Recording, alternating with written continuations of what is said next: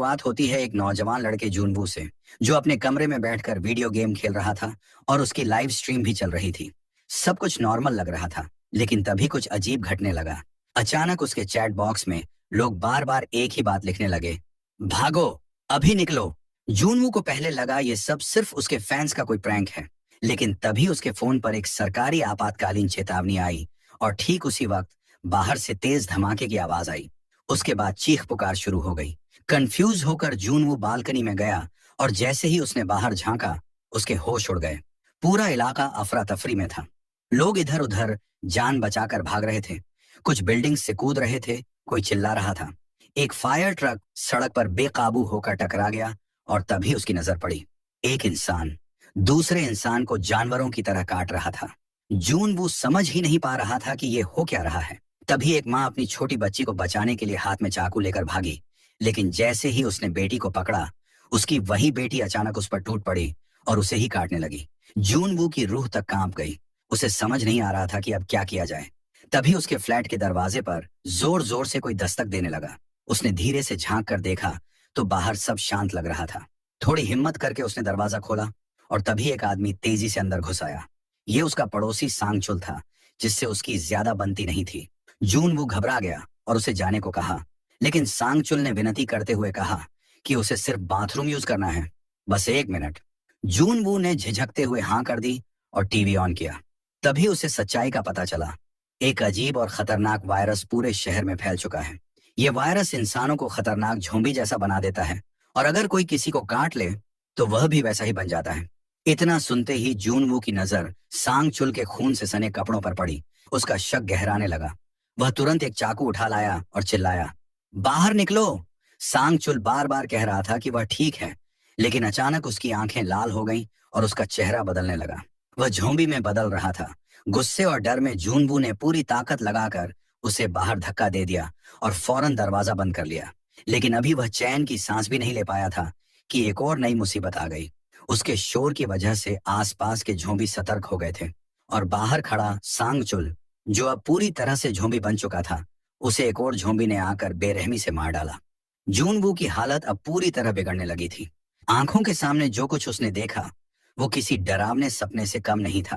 दहशत में आकर उसने सबसे पहले अपना फ्रिज खींचकर दरवाजे के सामने अड्डा दिया, ताकि बाहर से कोई झोंबी अंदर ना घुस पाए। इसके बाद उसने घबराकर अपने मम्मी पापा को कॉल करने की कोशिश की, सिर्फ ये जानने के लिए कि क्या वो अभी भी ठीक हैं। लेकिन किसी भी नंबर पर जवाब नहीं मिला। दिल की धड़कनें तेज हो रही थीं, लेकिन कुछ देर बाद उसकी माँ का एक छोटा सा मैसेज आया, हम अभी सेफ हैं, तुम घर से बाहर मत निकलना और रेस्क्यू का इंतजार करना। ये पढ़कर जूनवू को थोड़ी राहत तो मिली, लेकिन डर अब भी कायम था। रात होने पर उसने अपने पास रखे खाने के सामान को चेक किया। बहुत कम सामान बचा था।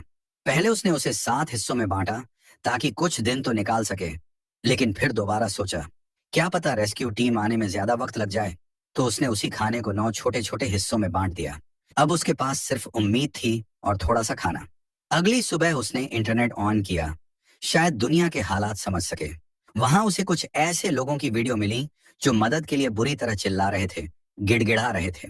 वो अकेले नहीं था, लेकिन ये देखना और भी ज्यादा डरावना था। इससे प्रेरित होकर जूनवू ने भी अपने मोबाइल से एक वीडियो रिकॉर्ड की, एक विनती, एक पुकार, ताकि शायद कोई उसकी आवाज सुन ले। लेकिन जैसे जैसे समय बीतता गया, उसकी उम्मीदें भी टूटने लगीं। कुछ लोग तो लाइव स्ट्रीम करके अपनी मौत को दस्तक देते दिखे। वो समझ गया था कि अगर कोई मदद करने वाला होता तो अब तक शायद आ चुका होता, लेकिन अभी तक कोई नहीं आया।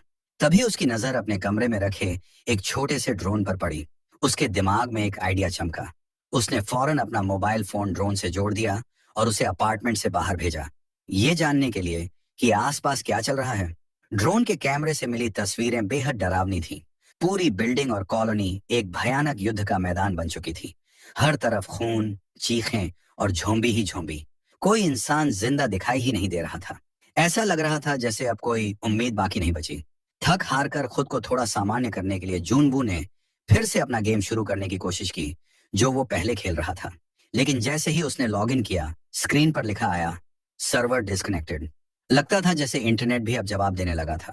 शायद बाहर फैले ज़ॉम्बी अटैक ने सर्वर सिस्टम को भी बर्बाद करना शुरू कर दिया था। गेम नहीं चला, वीडियो नहीं खुले, तो जूनवू ने सोचा कि थोड़ा सो ही लिया जाए। लेकिन जैसे ही रात के करीब 2:30 बजे हुए, अचानक नीचे से आती कुछ अजीब आवाजों से उसकी नींद टूट गई। थोड़ी चिंता और उत्सुकता के साथ वह खिड़की के पास गया और नीचे झांका। तभी उसके कानों के पास से एक गोली सनसनाती हुई निकली। वो एक पल के लिए दहशत में आ गया, लेकिन फिर उसने जो देखा वो और भी चौंकाने वाला था। एक महिला पुलिस अफसर अकेले ही झोंबी के झुंड से लड़ रही थी। वो अफसर बहादुर थी, डर से बेखबर, गोलियों से झोंबी को गिरा रही थी। लेकिन हर गोली की आवाज दूसरे झोंबी को अपनी तरफ खींच रही थी, और अब उसकी राइफल की गोलियां खत्म हो चुकी थीं। जैसे ही उसने रीलोड करने की कोशिश की, एक झोंबी ने उस पर हमला कर दिया और उसे जमीन पर गिरा दिया। वो अफसर अब चारों तरफ से घिर चुकी थी। झोंबी उस पर टूट पड़े थे। हार मानते हुए उसने अपनी गन उठाई और अपने ही सिर पर रख ली। शायद अब वो खुद को खत्म करने जा रही थी, लेकिन उसे यह करने का मौका भी नहीं मिला। दो झोंबी ने उसके हाथ पकड़ लिए और घसीटते हुए उसे बिल्डिंग की पार्किंग की तरफ ले गए। वहां पहले से ही और भी कई झोंबी छिपे हुए थे।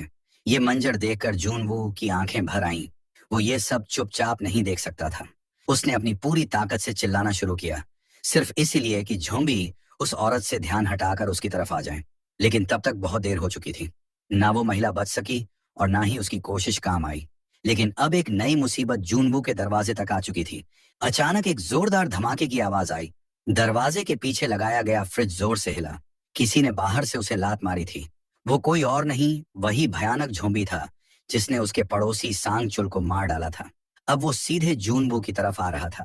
जूनवू ने डर के मारे तुरंत फ्रिज को दोबारा दरवाजे पर धकेलने की कोशिश की, लेकिन वो झोंबी इतना ताकतवर था कि वो किसी भी पल दरवाजा तोड़ सकता था। इसी बीच जूनवू के दिमाग में एक आइडिया आया। ये झोंबी स्मार्ट नहीं है, लेकिन मैं हूं। जैसे ही झोंबी ने दरवाजा तोड़ना शुरू किया, जूनवू दौड़कर बालकनी पर गया और बिना कुछ सोचे वह रेलिंग से नीचे की तरफ लटक गया। झोंबी ने उसे पीछा करते हुए छलांग मारी, लेकिन वह सीधे ऊंची बिल्डिंग से नीचे गिर गया। जूनवू मुश्किल से बालकनी की ग्रिल पकड़ पाया, लेकिन किसी तरह अपना संतुलन बनाते हुए वापस ऊपर चढ़ गया। एक बार फिर वो मौत के मुंह से बाल बाल बच निकला। लेकिन अब वो जानता था कि ऐसे और मौके आते रहे तो ज्यादा दिन जिंदा रह पाना आसान नहीं होगा। जूनवू ने जैसे ही नीचे झांका, उसका दिल टूटकर बिखर गया। जिसे वो बचाना चाहता था, वो बहादुर महिला पुलिस अफसर, अब खुद एक झोंबी बन चुकी थी। उसे देखकर लग रहा था जैसे इंसानियत ने हार मान ली हो। अब जूनवू पूरी तरह टूट चुका था। उसने अपना दरवाजा और भी कसकर बंद कर लिया, जैसे खुद को इस डरावनी दुनिया से पूरी तरह अलग करना चाहता हो। उसने बाहर की दुनिया से उम्मीदें छोड़ दी। अब उसकी जिंदगी बस 4 दीवारों के अंदर ही रह गई थी। उसने अपने पापा की पुरानी शराब की बोतलें निकाल ली और धीरे धीरे पीने लगा। भूख लगी तो इंस्टेंट नूडल्स खा लिए, थक गया तो सो गया, और जब मन टूटता तो चुपचाप रो लिया। एक अजीब सा सन्नाटा उसके जीवन का हिस्सा बन चुका था। लेकिन यह सन्नाटा ज्यादा दिन नहीं टिक सका। धीरे धीरे उसके पास खाने पीने का सामान भी खत्म होने लगा। अब हालात बद से बदतर हो चुके थे। उसे लगने लगा कि अब उसका अंत निकट है। लेकिन तभी किस्मत ने एक आखिरी बार दस्तक दी। उसके मोबाइल पर उसकी माँ का एक वॉइस मैसेज आया। उम्मीद की हल्की सी किरण दिखी, लेकिन सिग्नल बहुत कमजोर था। मैसेज प्ले ही नहीं हो रहा था। जूनवू ने एक बड़ा रिस्क लिया। वह अपने अपार्टमेंट की खिड़की से बाहर चढ़ गया ताकि मोबाइल में बेहतर नेटवर्क आ सके। जैसे तैसे उसने सिग्नल पकड़ लिया, लेकिन जो उसने उस मैसेज में सुना, उसने उसकी आत्मा तक को झकझोर दिया। मैसेज में उसकी मम्मी और पापा की दर्द भरी चीखें थीं। झोंबीज ने उन पर हमला कर दिया था। जूनवू बस सुनता रहा, बेबस, लाचार। अब उसके पास कोई नहीं बचा था। माँ बाप की मौत की खबर ने उसे भीतर तक तोड़ दिया। उसे लगा कि अब जीने का कोई मतलब नहीं रहा। लेकिन उसने हार मानने की बजाय अपने भीतर का दर्द बाहर निकालने का फैसला किया। वह गुस्से और गम से भरा हुआ था। उसने दरवाजा खोला और सामने दिखे झोंबी पर हमला कर दिया। जानबूझकर बहुत शोर मचाया ताकि और झोंबी उसकी तरफ आकर्षित हो जाएं। लेकिन जब कोई रिएक्शन नहीं आया तो उसने डरते डरते एक कदम बाहर रखा। जैसे ही वह बाहर निकला, सामने से झोंबी का एक बड़ा झुंड उसकी तरफ दौड़ता हुआ आ गया। जूनवू तैयार तो था, लेकिन अंदर से बेहद डरा हुआ। वो दौड़ पड़ा, पागलों की तरह। हर तरफ सिर्फ मौत का साया था। उसने फौरन लिफ्ट का बटन दबाया, लेकिन तभी एक और बड़ा झोंबी झुंड उस पर टूट पड़ा। किसी तरह वह पास में पड़े एक कचरे के डिब्बे के पीछे छिप गया। सांस रोककर बैठा रहा। झोंबीज पास से गुजर गए और शायद उसे नहीं देख पाए। मौका मिलते ही वह तुरंत अपने अपार्टमेंट की ओर भागा, लेकिन तभी उसे पीछे से किसी के कदमों की आहट सुनाई दी। शुक्र की बात यह थी कि पीछा कर रहा झोंबी अंधा था। वह जूनवू को देख नहीं पाया। जूनवू ने बिना देर किए अपने फ्लैट का दरवाजा खोला और खुद को अंदर बंद कर लिया। लेकिन उसके द्वारा की गई हल्की आवाज भी अब झोंबीज को आकर्षित करने लगी थी। चौंकाने वाली बात यह थी कि कुछ झोंबी अब भी इंसान होने की कुछ हल्की यादें अपने भीतर रखे हुए थे। वो दरवाजा खोलने की कोशिश करने लगे, जैसे उन्हें आदत हो किसी नॉब को पकड़ने की। मगर कुछ देर कोशिश करने के बाद वो थक गए और वहां से चले गए। उस रात जूनवू ने मान लिया था कि अब उसका सफर यहीं खत्म हो गया है। माता पिता की मौत, अकेलापन, भूख, डर, इन सब ने उसे अंदर से खोखला कर दिया था। उसने खुद से हार मान ली थी और जब अंदर की सारी उम्मीद बुझ चुकी थी, तब उसने अपने मोबाइल कैमरे के सामने एक आखिरी वीडियो रिकॉर्ड किया, एक अलविदा दुनिया को और खुद को। लेकिन जैसे ही उसने खुद को खत्म करने की कोशिश की, उसी पल उसकी खिड़की के पार एक चमकती हुई लाल रोशनी नजर आई। वो रोशनी सामने की इमारत से आ रही थी। जून वो अचानक रुक गया। उसकी आंखें उस रोशनी पर टिक गईं और तभी उसे वहां एक लड़की दिखाई दी, जवान, होशियार और जिंदा। उसने लाल टॉर्च से इशारा किया और जूनवू की तरफ देखा और मुंह से सिर्फ एक शब्द निकाला, इडियट। लेकिन ये गाली जूनवू को किसी तोहफे से कम नहीं लगी। इतनी तबाही में किसी जिंदा इंसान का मिलना उसे जिंदगी की तरफ फिर से खींच लाया। उसने भी मुस्कुराकर हाथ हिलाया। थोड़ी देर बाद लड़की ने हाथ के इशारे से बताया कि सुबह 7 बजे वो उससे बात करेगी। दोनों फिर अपने अपने कमरे में लौट गए। उस लड़की का नाम था किम यूबिन। वो भी उसी तरह जिंदा थी जैसे जूनवू, लेकिन उसमें एक बात खास थी, वो इस सर्वाइवल सिचुएशन में काफी समझदार और सख्त थी। किम ने अपने अपार्टमेंट को अच्छी तरह से सुरक्षित किया हुआ था। अंदर खाने का सामान सहेज कर रखा था, हर चीज को सीमित मात्रा में इस्तेमाल करती थी। उसने अपने कमरे में कई तरह के ट्रैप्स भी लगा रखे थे, ताकि कोई झोंबी अंदर घुस भी आए तो जिंदा न बच सके। अगली सुबह जब दोनों ने इशारों में एक दूसरे को नाम बताया, तो जून वो बेहद खुश था। लेकिन उस वक्त वो बहुत भूखा भी था। पेट दर्द कर रहा था। किम ने उसकी हालत देखकर तय किया कि उसे कुछ खाना भेजना चाहिए। उसने एक प्लान बनाया। उसने एक बेसबॉल में रस्सी बांधी और उसे सामने की बिल्डिंग में फेंकने की कोशिश की, ताकि दोनों अपार्टमेंट को एक तरह से जोड़ा जा सके। लेकिन दूरी का अंदाजा थोड़ा गलत हो गया। सौभाग्य से जूनवू ने समझ लिया कि किम क्या करना चाहती है। उसने तुरंत अपना ड्रोन निकाला, रस्सी उसमें बांधी और उसे उड़ाकर सीधे किम के पास भेज दिया। ये आइडिया काम कर गया। थोड़ी ही देर में किम ने फूड पैकेट रस्सी से बांधकर उसकी तरफ भेज दिया। जूनवू के चेहरे पर पहली बार मुस्कान आई। उसने कई दिनों बाद ढंग का खाना खाया, लेकिन ये राहत ज्यादा देर तक नहीं चली। अचानक एक फायरमैन जो अब झोंबी बन चुका था, उसकी नजर रस्सी और बेसबॉल पर पड़ गई। वह धीरे धीरे उस दिशा में बढ़ने लगा। जूनवू ने तुरंत किम को चेतावनी दी। किम ने रस्सी खोलने की कोशिश की, लेकिन तभी झोंबी ने जोर से रस्सी खींची और उसका असर यह हुआ कि किम के ऊपर एक भारी टेबल गिर पड़ी और वह बेहोश हो गई। अब हालात और भी बिगड़ चुके थे। वो झोंबी किसी आम झोंबी जैसा नहीं था। उसमें इंसानों जैसा सोचने की शक्ति बची थी। वो सीधे बिल्डिंग की दीवार पर चढ़ने लगा और किम के कमरे की तरफ बढ़ रहा था। जूनवू ने पास से एक बोतल उठाई और उसे झोंबी की तरफ फेंकी, ताकि उसका ध्यान भटके, लेकिन उसका कोई असर नहीं हुआ। वो रुकने वाला नहीं था। अब आखिरी कोशिश के तौर पर जूनवू ने फिर से अपना ड्रोन उड़ाया। इस बार वो झोंबी के चेहरे के पास जाकर उसे परेशान करने लगा। ये चाल थोड़ी देर के लिए काम कर गई, लेकिन झोंबी ने गुस्से में आकर ड्रोन पर एक जोरदार वार किया और वो नीचे गिर गया। जैसे ही झोंबी किम के कमरे में घुसने ही वाला था, सौभाग्य से किम को होश आ गया। वो फुर्ती से खड़ी हुई और खुद को बचाया। उसी शाम तेज बारिश होने लगी। दोनों ने इस मौके का फायदा उठाया। उन्होंने बर्तन और कटोरे बाहर रख दिए, ताकि पानी इकट्ठा कर सकें। इतने दिनों बाद उन्हें पानी की भी उम्मीद नजर आई। फिर किम ने दूरबीन निकाली और एक दिलचस्प चीज देखी। पास की एक बिल्डिंग के 8वें फ्लोर पर कोई झोंबी नहीं था। शायद वहां कुछ खास था, या शायद कोई मौका। समय अब तेजी से आगे बढ़ रहा था, लेकिन उनके पास जो थोड़ा बहुत खाना बचा था, वो अब लगभग खत्म हो चुका था। हालात ऐसे हो चुके थे कि अगर उन्हें जिंदा रहना है, तो अब अपार्टमेंट से बाहर निकलकर कुछ खाने का इंतजाम करना ही होगा। डर अपनी जगह था, लेकिन भूख अब जानलेवा बन चुकी थी। उस रात जूनवू ने तय किया कि वो खुद जाकर कुछ खाने का सामान ढूंढेगा। उसने अपने पैरों पर तौलिया लपेट लिया, ताकि चलते वक्त कोई आवाज ना हो। फिर हाथ में बेसबॉल बैट लिया और धीरे से दरवाजे को खोला। बाहर गलियारे में सब कुछ शांत था और डरावना भी। चलते चलते उसकी नजर एक लाश पर पड़ी। वो उसके ही किसी पड़ोसी की थी। लाश के पास कुछ चाबियां पड़ी थी। जूनवू ने वो चाबियां उठाई और पास वाले एक फ्लैट का दरवाजा खोल लिया। जैसे ही वो अंदर गया, वहां एक आदमी फर्श पर पड़ा था। उसने सावधानी से एक जूता उठाकर उस पर फेंका। कोई हरकत नहीं हुई। लग रहा था कि वह मर चुका है। थोड़ी राहत महसूस करते हुए जूनवू ने पूरे घर की तलाशी लेनी शुरू कर दी। फ्रिज खोलते ही सड़ी हुई चीजों की बदबू ने उसे उल्टी करवा दी। लेकिन शुक्र है, कुछ डिब्बा बंद खाना और ड्रिंक्स अब भी सही सलामत थे। उसने उन्हें पैक किया और वापसी की तैयारी की। जाते वक्त उसे और भी खाने के पैकेट और 2 वॉकी टॉकी भी मिल गए। लेकिन बस यहीं पर उससे एक चूक हो गई। जिज्ञासावश उसने वहां पड़ी लाश को गौर से देखने की कोशिश की और तभी पीछे से एक झोंबी ने उस पर झपट्टा मारा। जून वो ने फुर्ती से उस पड़ी हुई लाश को अपनी ढाल बना लिया और झोंबी का वार रोक लिया। फिर बिना पीछे देखे वह दौड़ पड़ा, भागता हुआ अपने फ्लैट की ओर और जाकर जोर से दरवाजा बंद कर लिया। दिल बुरी तरह धड़क रहा था, लेकिन जान बच गई थी। उस रात जून वू ने कई दिनों बाद भरपेट और चैन से खाना खाया। फिर उसने एक बॉक्स में आधा खाना और एक वॉकी टॉकी रखा और उसे रस्सी के जरिए किम की बिल्डिंग तक पहुंचा दिया। अगली सुबह वॉकी टॉकी पर किम की मीठी सी आवाज सुनाई दी। शुक्रिया कहा। जून वू के लिए ये एक इमोशनल पल था।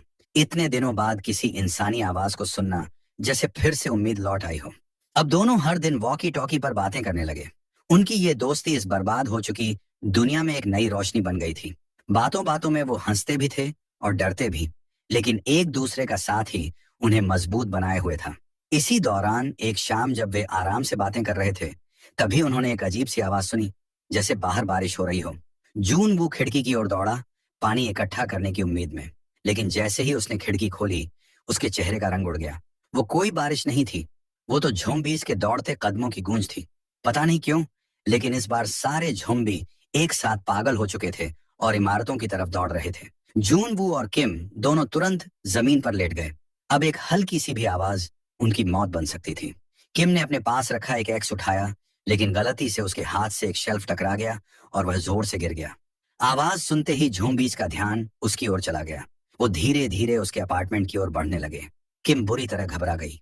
दरवाजे के पास कदमों की आहट सुनाई देने लगी। तभी जून वू ने तुरंत वॉकी टॉकी पर उससे उसका अपार्टमेंट नंबर पूछा। जैसे ही झोंबी उसके दरवाजे तक पहुंचे, ठीक उसी समय पास वाले फ्लैट में एक मोबाइल की रिंगटोन बजने लगी। झोंबीज उस तरफ मुड़ गए, कंफ्यूज हो गए, और तभी सच्चाई सामने आई। जून वू ने बड़ी चालाकी से किम के पड़ोसी के मोबाइल नंबर पर कॉल किया था, ताकि ज़ॉम्बीज का ध्यान भटका सके। उसकी तेज सूझबूझ ने किम की जान बचा ली। अब हालात पूरी तरह हाथ से निकल चुके थे। जून वू और किम जिस फ्लोर पर रह रहे थे, वहां ज़ॉम्बीज का कब्जा हो चुका था। ऊपर से उनका खाना भी लगभग खत्म हो गया था। अब यहाँ रहना सीधा मौत को गले लगाने जैसा था। दोनों ने मिलकर एक प्लान बनाया। वो अब उस फ्लोर पर शिफ्ट होंगे जिसे किम पहले ही ज़ॉम्बी फ्री स्काउट कर चुकी थी। किम ने अपने अपार्टमेंट से रस्सी नीचे की तरफ मजबूती से बांधी। जून वू ने कहा कि वो पहले जाएगा, लेकिन किम ने कुछ भी सुने बिना बिना किसी झिझक के सीधे अपने अपार्टमेंट से छलांग लगा दी। जैसे ही वो नीचे उतरी, चारों तरफ से ज़ॉम्बीज उस पर टूट पड़े। लेकिन किम तैयार थी। उसने तुरंत अपनी क्लाइंबिंग पिक निकाली और ज़ॉम्बीज को चीरती हुई आगे बढ़ने लगी। ऊपर से यह सब देख जून वू दंग रह गया। लेकिन अगले ही पल एक ज़ॉम्बी ने किम को पीछे से धक्का दे दिया और वो गिर पड़ी। उसी वक्त जून वू भी नीचे कूद आया और उस ज़ॉम्बी पर वार कर दिया। उसने किम को खींचते हुए सीढ़ियों के रास्ते अंदर ले आया और दोनों ने मिलकर कांच का दरवाजा बंद कर दिया। ज़ॉम्बीज का झुंड ठीक पीछे था और दरवाजा अब टूटने ही वाला था। ऐसे में उन्होंने तुरंत लिफ्ट में छलांग लगा दी। किस्मत से लिफ्ट में बैकअप पावर अब भी चालू थी। लिफ्ट उन्हें सीधे उस 8वें फ्लोर पर ले गई, जिसे उन्होंने पहले से ही स्काउट कर रखा था। वहां ज्यादा खतरा नहीं था। फ्लोर पर पहुंचते ही दोनों ने एक एक करके सभी दरवाजे चेक करने शुरू कर दिए, ताकि कोई सेफ रूम मिल जाए। लेकिन तभी बरामदे में उन्हें एक अकेला ज़ॉम्बी दिखाई दिया। जून वू ने सोचा कि अकेला है तो इससे निपट लिया जाएगा। लेकिन जैसे ही वह आगे बढ़ा, स्टेयरवेल से पूरी ज़ॉम्बी की भीड़ अंदर घुस आई। अब हालात एकदम बेकाबू हो चुके थे। किम दरवाजे खोलने की कोशिश में लग गई, जबकि जून वू एक गेट तोड़कर ज़ॉम्बीज का रास्ता रोकने लगा। तभी अचानक एक दरवाजा खुला और एक हाथ बाहर आया। उसने किम को अंदर खींच लिया। कुछ ही सेकंड में एक स्मोक ग्रेनेड हॉलवे में फेंका गया और एक रहस्यमय आदमी सामने आया। उसने जून वू को भी अंदर खींच लिया। फिलहाल दोनों सुरक्षित थे, लेकिन किम अब भी सतर्क थी, क्योंकि उसे याद था कि यह फ्लोर तो पूरी तरह खाली था। तो यह आदमी यहाँ कैसे? वह आदमी पानी लेकर आया और बोला, घबराओ मत, मैं तुम्हारी हालत समझ सकता हूँ। वह खुद भी थका हुआ लग रहा था। जब उसने पानी एक ही घूंट में पी लिया, तब जाकर जून वू और किम ने भी धीरे धीरे पीना शुरू किया। वह आदमी काफी फ्रेंडली लग रहा था। फिर उसने खाने का सामान निकाला। दोनों इतने भूखे थे कि खाना देखकर जैसे टूट पड़े। आदमी ने कहा, आराम से खाओ, मैंने रेडियो पर सुना है कि रेस्क्यू टीम रास्ते में है। ये सुनते ही जून वू और किम की आंखों में उम्मीद की चमक लौट आई। इतने दिनों के बाद उन्हें पहली बार लगा कि शायद सच में अब वो बच सकते हैं। लेकिन तभी किम को कुछ अजीब लगा। उसने कमरे के चारों तरफ नजर दौड़ाई। दीवारों पर कुछ फैमिली फोटो थीं, लेकिन उनमें से कोई भी उस आदमी से मेल नहीं खाता था। वो उलझन में पड़ गई और तभी जून वू अचानक उसकी बगल में बेहोश होकर गिर गया। किम घबरा गई, लेकिन अब उसकी भी नजरें धुंधली होने लगी थी और कुछ सेकंड में वह भी फर्श पर गिर पड़ी। उस रहस्यमयी आदमी का असली चेहरा अब सामने आने वाला था। जैसे ही किम होश में आई, उसने खुद को एक अजीब से कमरे में पाया। उसकी आंखों के सामने एक महिला थी जो किसी जंजीर से बंधी हुई थी। उसकी आंखें लाल थीं और उसके शरीर से अजीब हरकतें हो रही थीं। तभी उसे एहसास हुआ, ये कोई और नहीं, उस आदमी की पत्नी थी, लेकिन अब वो पूरी तरह ज़ॉम्बी बन चुकी थी। वो आदमी अपनी पत्नी को किसी भी हाल में खोना नहीं चाहता था, इसलिए जब वो ज़ॉम्बी बन गई, तब भी उसने उसे अपने पास ही रखा और उसकी भूख मिटाने के लिए वो चुपचाप दूसरे बचे हुए लोगों को लाकर उसे खिला देता था। इस बिल्डिंग की जो पुरानी फैमिली थी, वो सब अब इस खौफनाक भूख का हिस्सा बन चुकी थी। किम के सामने अब असली खतरा था, सिर्फ ज़ॉम्बी नहीं, बल्कि इंसानी पागलपन। वो आदमी बाहर से धीरे धीरे रस्सी ढीली करने लगा, जिससे ज़ॉम्बी पत्नी बंधी थी। किम की चीख सुनाई दी, लेकिन उसके पास भागने की जगह नहीं थी। डर से कांपती हुई वो पीछे हटने लगी। उसी पल जून वू की भी आंख खुल गई। हालात समझते ही उसने लड़खड़ाते हुए खुद को उठाया और बंदूक लेकर उस आदमी पर तान दी। पर वो आदमी बिल्कुल शांत था, मानो उसने हार मान ली हो। उसकी आंखों में सिर्फ थकावट थी। जून वू ने आगे बढ़कर रस्सी पकड़ने की कोशिश की, लेकिन जॉम्बी इतनी ताकतवर थी कि वो काबू में नहीं आई। रस्सी उसके हाथ से फिसल गई और खतरा और पास आ गया। वो दरवाजे तक भागा, लेकिन दरवाजा अंदर से लॉक था। अगले ही पल कमरे में एक दर्दनाक चीख गूंजी और फिर एकदम सन्नाटा। क्या अब सब खत्म हो गया था? लेकिन हकीकत कुछ और थी। किम ने होशियारी दिखाई थी। उसने जॉम्बी के मुंह पर तकिया रखकर अपने आप को बचा लिया था। लेकिन आदमी अब भी उस जॉम्बी औरत को वैसे ही प्यार से देख रहा था, जैसे पहले देखा करता था। किम ये सब और बर्दाश्त नहीं कर सकी। उसने बंदूक उठाई और दोनों को वहीं खत्म कर दिया। लेकिन उस एक गोली की आवाज ने इमारत के हर जॉम्बी को जगा दिया। चारों तरफ से राक्षसी भीड़ दरवाजे तोड़ने लगी। अब उनके पास सिर्फ दो रास्ते थे, या तो लड़ो या फिर मरने के लिए तैयार हो जाओ। किम और जून वू ने एक दूसरे को देखा, हल्की सी मुस्कान दी और हथियार उठा लिए। मगर तभी एक तेज आवाज आई, किसी हेलीकॉप्टर की। वे भागकर खिड़की की तरफ गए और आंखों में उम्मीद की चमक दौड़ पड़ी। सचमुच रेस्क्यू हेलीकॉप्टर आ चुका था। दोनों हिम्मत जुटाकर दौड़े, जॉम्बीज को चकमा देते हुए छत तक पहुंचे। जून वू ने रास्ते में पड़ी साइकिल जॉम्बीज की भीड़ के बीच फेंक दी ताकि वे रुक जाएं। ऊपर पहुंचते ही उन्होंने दरवाजा बंद कर दिया, पर जॉम्बी तो दरवाजे को तोड़ ही रहे थे। इसी बीच हेलीकॉप्टर ने उन्हें देख लिया और चारों ओर फायरिंग शुरू कर दी। आखिरकार दोनों को बचा लिया गया। रेस्क्यू के बाद रेडियो टावर भी फिर से चालू हो गया। अब बचे हुए दूसरे लोग भी एसओएस सिग्नल भेजने लगे, क्योंकि जब तक इंसान जिंदा है, उम्मीद कभी नहीं मरती। इसी के साथ ये थ्रिल और सर्वाइवल से भरी कहानी यहीं खत्म होती है। अगर आपको ये वीडियो पसंद आया हो तो एक प्यारा सा लाइक ठोक देना, चैनल को सब्सक्राइब जरूर करना और कमेंट में बताना कि आपको कहानी कैसी लगी।